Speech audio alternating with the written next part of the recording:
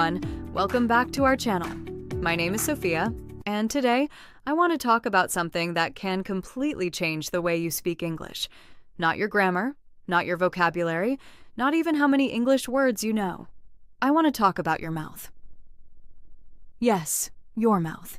Because the truth is, many English learners understand English in their mind, but when it is time to speak, their mouth feels slow, tight, confused, and untrained.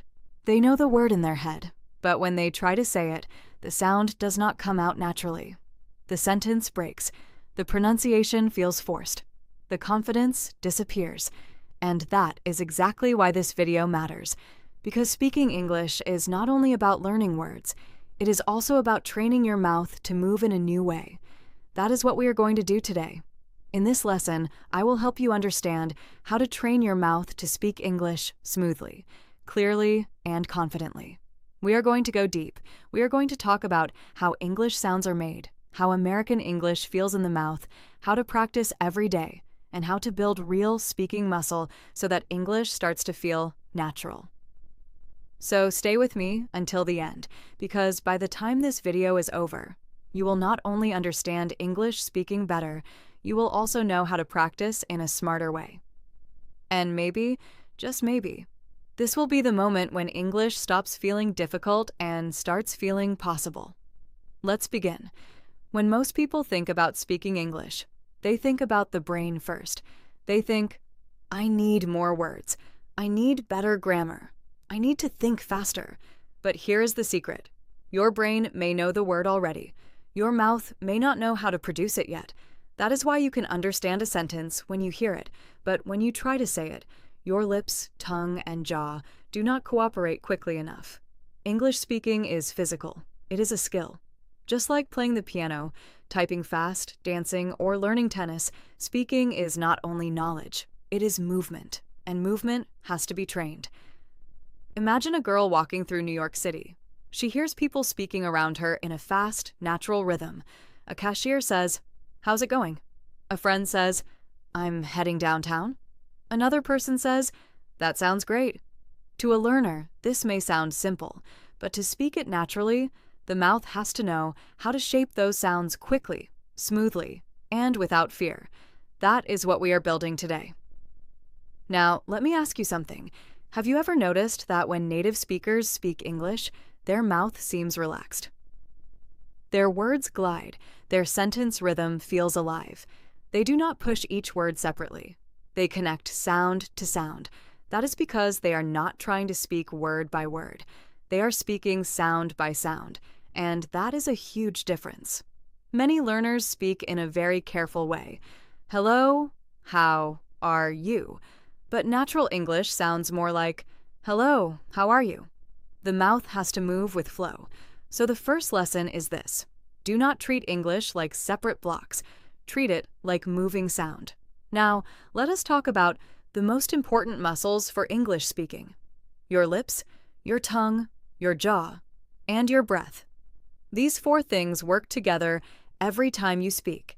If your lips are too stiff, your pronunciation sounds flat. If your tongue is too tense, sounds like TH, R, L, and T become difficult. If your jaw is too tight, your speech becomes unnatural. If your breath is weak, your words lose energy. So training your mouth means training all of this together. Let us start with the lips. English uses the lips in a very active way. For example, when you say words like people, practice, movie, water, welcome, beautiful, your lips have to shape the sounds clearly. Try this with me. Say, "People practice movie water, welcome beautiful." Do you feel how your lips move? Good. Now say them again, but slower, and exaggerate the lip movement just a little. Not too much, but enough to feel the shape. This is not silly. This is training, because when you exaggerate in practice, your speech becomes more natural in real life. Now let us move to the tongue. The tongue is one of the biggest reasons many learners struggle with English pronunciation. For example, English has sounds that do not exist in many other languages, such as TH in thank, this, those are in road, red, right L in light, love, little, and the soft American T in words like water, better, city. These sounds need mouth training. Let us practice the TH sound first. Put your tongue gently between your teeth and breathe out. Say, think, three, this, those, feel that? Now, do not worry if it feels strange.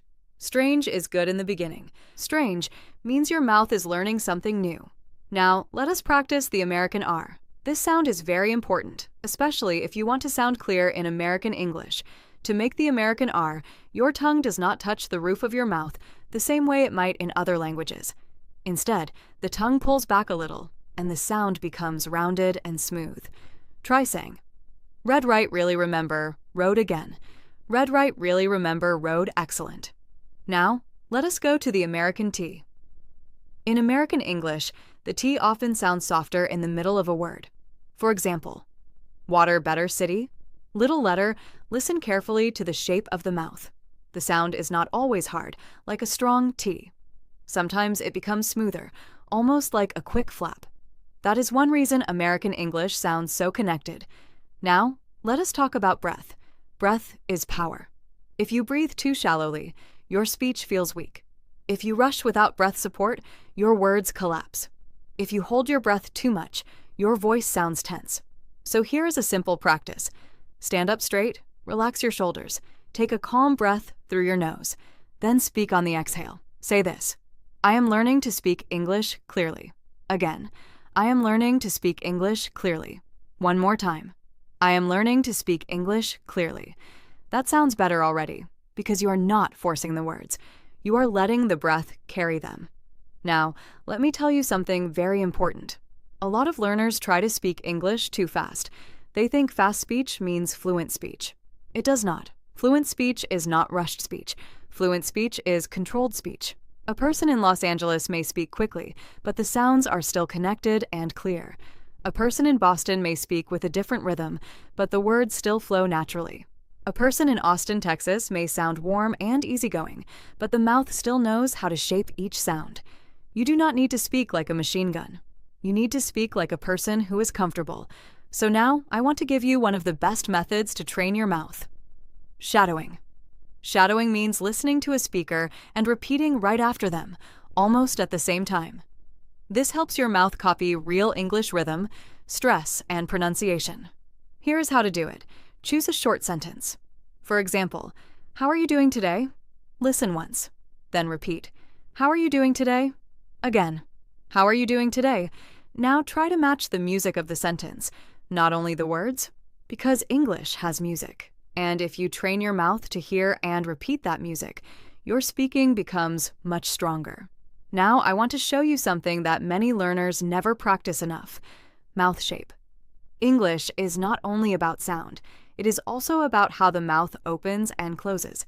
For example, when you say B, your lips are together, then open. When you say C, the lips stretch slightly. When you say go, the mouth rounds. When you say father, the jaw drops more. Try these slowly. BC, go father. Again, BC, go father. Your mouth should feel like it is exercising, and that is the point. You are training. Now let us talk about one of the biggest habits that stops people from speaking clearly: speaking with a closed mouth. Some learners barely open their mouth when they speak English. They whisper the words inside the mouth. They move too little. Then the sounds come out unclear. But English wants space. English needs room for sound. So when you practice, open your mouth a little more than usual. Not too much, just enough to let the sound live. Say, I want to improve my English speaking. Again, I want to improve my English speaking. Notice the shape of your mouth. Notice the movement of your jaw. Notice the tongue. This is training. Now, let us practice a very common problem: connecting words. Native speakers do not always pause between every word. For example, they may say, "What are you doing?" But it sounds more like, "What are you doing?" Not because they are lazy, but because their speech is connected.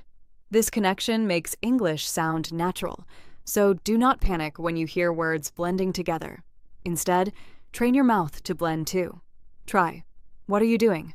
"What are you doing?" Try, "I am going to the store." "I'm gonna the store." Now, in formal speech, we may not always say it that way, but in natural listening, you will hear reduced and connected sounds. That is why English learners must train not only for textbook speech, but for real speech. Now, let us practice sentence stress. In English, some words are strong and some words are weak. For example, I want to speak English confidently. The stronger words are want, speak, English, confidently. The smaller linking words are softer. I, too, and try saying it with rhythm. I want to speak English confidently. Again, I want to speak English confidently. Now this matters because English is not spoken like a flat line. It rises and falls, it has beats, it has emphasis, and when your mouth learns stress, your speech sounds far more natural. Now, let us talk about confidence, because this is where many learners get stuck. Even if your mouth is ready, fear can freeze it. You may know the words, but when someone looks at you, your mind says, "What if I make a mistake?" And suddenly, your mouth forgets everything. So here is the truth. Mistakes are not proof that you are bad at English. Mistakes are proof that you are using English. A baby does not speak perfectly on day one. A singer does not control the voice on day one. A dancer does not master the steps on day one. So why should you expect perfection from yourself immediately? Your mouth learns through repetition, not pressure. That means you need practice every day, even if it is short. Here is a simple mouth training routine. First, wake up your mouth. Say a few sounds slowly. Ma, me, mo, mu. Then, ta, te, ti, to, tu. Then, ra, re, ri, ro, ru. Then read one short sentence out loud. For example, today I will speak English with confidence. Then listen to a native speaker or a clear English speaker and shadow for a few minutes. Then repeat a small paragraph. Then record your voice. This is powerful because when you hear yourself, you notice what your mouth is doing. You notice where you are too fast. You notice where you are too unclear. You notice which sounds need more practice. Now let me give you a very practical example. Imagine Sophia is in Chicago ordering coffee. She says, "Hi, can I get a latte, please?" Simple sentence, but to say it naturally, her mouth needs to move smoothly. "Hi, can I get a latte, please?" Now imagine Sophia is in New York talking to a friend.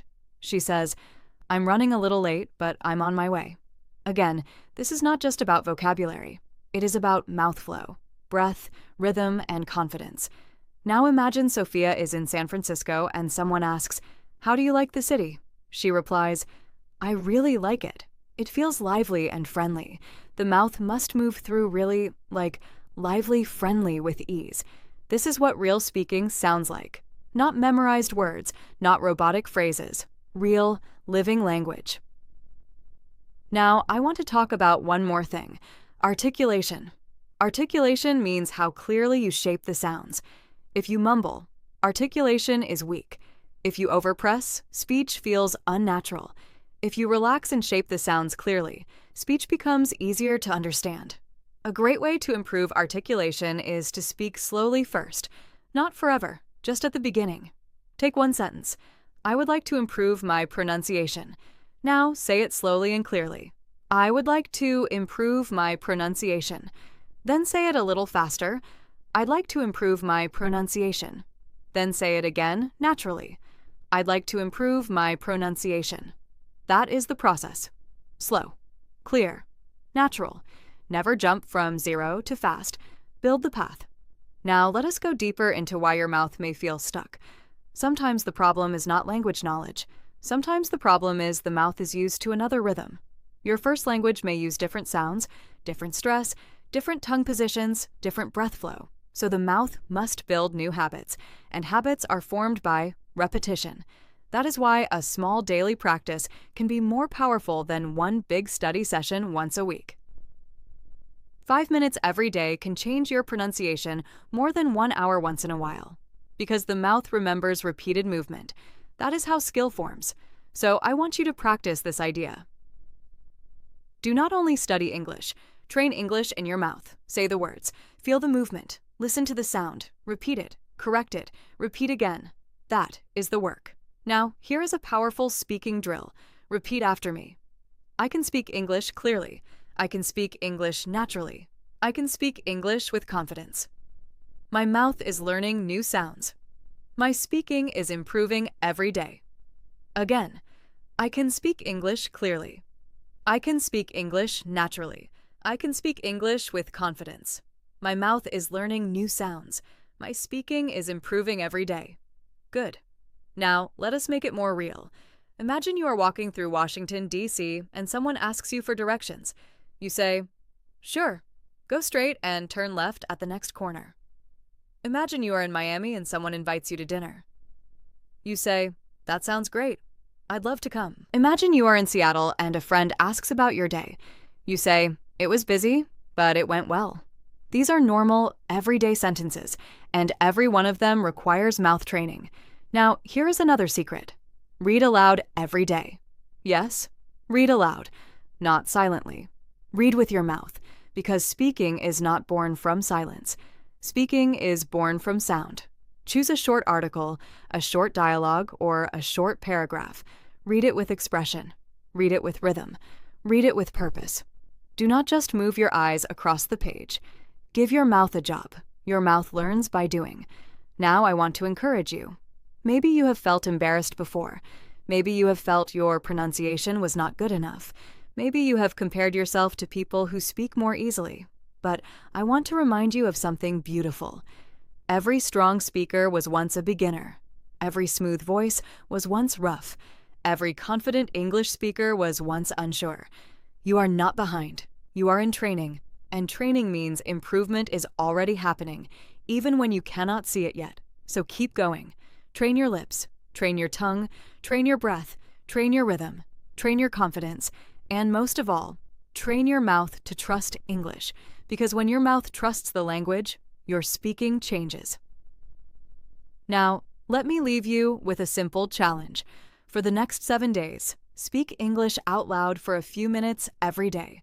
Say the sounds, read one paragraph, shadow one short video, repeat one sentence 10 times. Listen to your own voice. Feel how your mouth moves. Do this consistently, and you will start to notice something amazing. English will feel less like a subject you study and more like a skill you live. And that is the real goal. Not just knowing English, not just understanding English, but speaking English with ease, clarity, and confidence. This is Sophia, and I hope this video helps you believe in your speaking journey. You do not need a perfect mouth. You need a trained mouth, and with practice, your mouth can learn, your words can improve, your confidence can grow. Now, I want to go even deeper, because this part is where many English learners finally understand what is really happening when they try to speak. A lot of people believe the problem is that they do not know enough English, but very often, the real problem is not knowledge. The real problem is automatic movement. When native speakers speak, they are not thinking about every sound one by one. Their mouth already knows the patterns. Their tongue already knows where to go. Their lips already know how to form the words. Their breath already knows how to support the sentence. That is why their speech sounds natural. So the goal is not to memorize speaking. The goal is to build speaking habits in the mouth, and this is important because habits become faster than thoughts. Now let us imagine Sophia is in a small cafe in Brooklyn, New York. She is talking to a friend and she says, "I've been trying to speak English more confidently and I think it's getting better."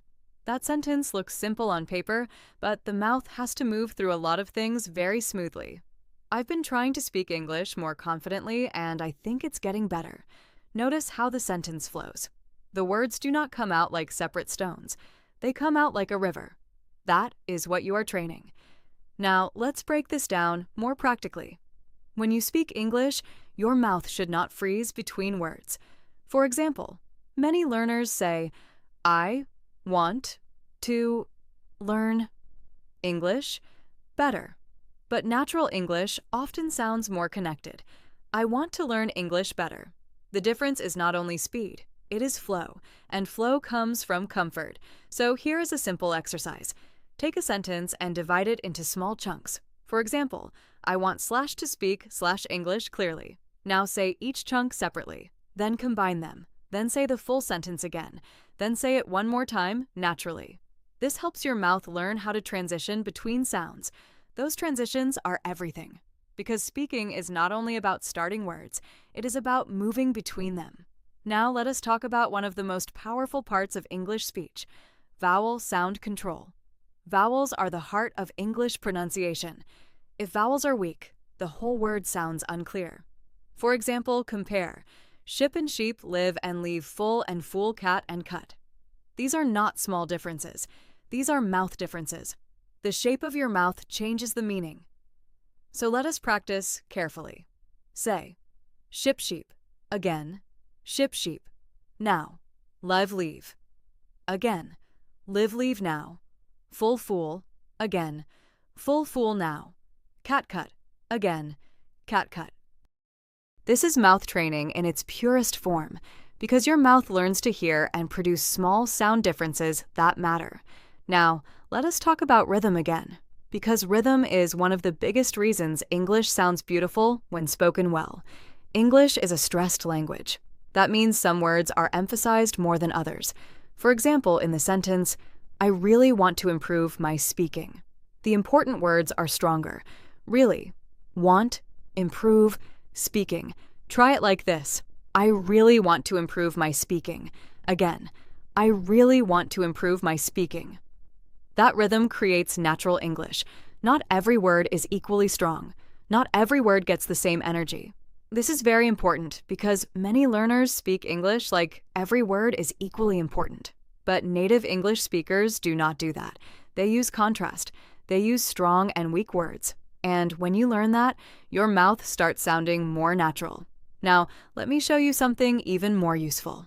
Take a very common everyday sentence. I am going to the store. Now say it naturally. I'm going to the store. Now say it even more smoothly. I'm gonna the store. Of course, in careful speech, you may prefer the full form, but in everyday American English, you will hear many reductions like this. This is why listening matters so much, because your mouth has to get used to the way real English sounds in real life. Now picture Sophia in Los Angeles, California. She is talking about her routine. She says, I usually wake up early, make coffee, check my messages, and start my day. That sentence is ordinary, but it contains rhythm, linking, and natural stress. Try saying it slowly. I usually wake up early, make coffee, check my messages, and start my day. Now say it again with smooth flow. I usually wake up early, make coffee, check my messages, and start my day. Good. This is how you train the mouth to handle real conversation, not just individual words, whole thought groups. Now I want to go into another very important area, mouth tension. Some learners speak English with too much tension in the face. Their lips become stiff. Their jaw becomes hard. Their tongue becomes trapped. Their voice becomes thin. And because of that, speaking feels stressful. So one of the best things you can do is relax. Yes, relax. Before speaking, loosen your face. Move your jaw gently. Roll your shoulders. Take a slow breath. Then speak. You will be surprised how much clearer your voice sounds when your body is not fighting the language. Now say this with a relaxed mouth. I can speak with more ease. Again, I can speak with more ease. One more time, I can speak with more ease. That sentence should feel calm, not forced, because speaking is not a battle. It is a flow. Now, let us talk about one of the strongest tools for training your mouth, reading aloud with emotion. Many learners read in a flat voice, but English is not flat in real life. So when you read aloud, do not read like a machine. Read like a person. For example, say, that's amazing. Now say, I can't believe it. Now say, I'm really proud of you. Now say, that was a great idea. Feel the difference? Emotion changes mouth movement. Emotion changes pitch. Emotion changes rhythm. And that is why reading aloud with feeling is much better than reading silently. Now, let us practice some common American-style speaking moments. Imagine Sophia in Houston, Texas, talking to a neighbor. She says, how's your day going? The neighbor replies, pretty good, just keeping busy. Now Sophia says, that sounds nice. These are short lines, but they are full of natural movement. Now imagine Sophia in San Diego at a park. Someone asks, do you come here often? She replies, yes, I like it here. It's peaceful and beautiful. Again, simple words, but the mouth must still move clearly and comfortably. This is why conversational practice is so important, because in real life, you will not always speak in long speeches. Sometimes you will speak in short, quick exchanges. So your mouth must be ready for both. Now here is a drill that can help you immediately. Say these sentences out loud. Good morning. How are you? I'm doing well. Nice to meet you. Where are you from? I'm from India. I'm learning English. I want to speak more naturally. Now say them again, but with confidence. Then again, with a friendly tone. Then again, with a little more speed. This is how repetition builds control. Now, I want to talk about pronunciation fears. Many learners are afraid they will sound wrong. But here's the truth. Every accent is a story. Your accent tells where you are from, what sounds your mouth has learned before, and how your speaking journey began. Your accent is not your enemy.